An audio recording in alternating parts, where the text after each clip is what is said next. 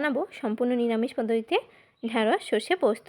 ঢ্যাঁড়সগুলোকে ধুয়ে ছুরির সাহায্যে 2 পিস করে কেটে নিচ্ছি। কড়াইতে সর্ষের তেল গরম করে ঢ্যাঁড়স দিয়ে দেব সামান্য লবণ আর হলুদ দিয়ে ভালো করে ঢ্যাঁড়সগুলোকে ভেজে নেব।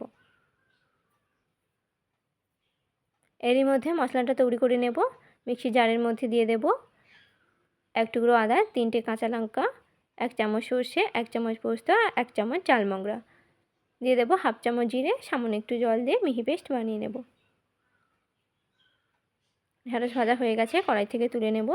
ওই তেলের মধ্যে দিয়ে দেব কালো জিরে আর দিয়ে দেব বেটে রাখা মশলা। সামান্য একটু হলুদ গুঁড়ো দিয়ে মশলাগুলো ভালো করে কষিয়ে নেব। দিয়ে দেব সামান্য একটু জল। ঢ্যাঁড়সগুলো দিয়ে আবারও ভালো করে মশলা কষিয়ে পরিমাণ মতো জল দিয়ে দেব। চিনি আর লবণ।